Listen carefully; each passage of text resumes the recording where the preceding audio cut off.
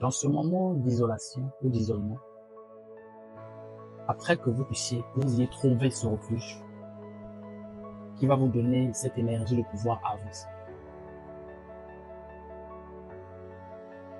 c'est là que vous allez alors rencontrer des gens.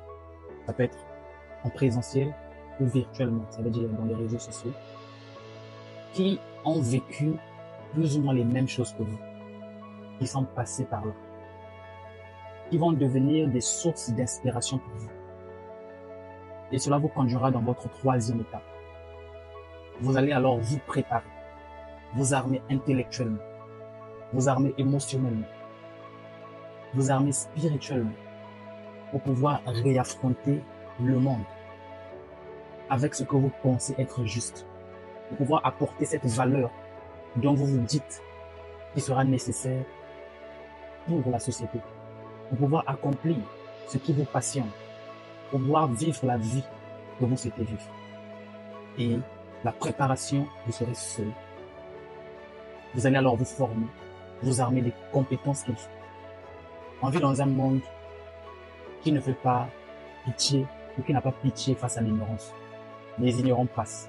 Si vous n'avez pas la capacité émotionnelle surtout, parce que le monde est trop violent, vous allez encaisser des coups trop forts qui conduisent parfois à la dépression.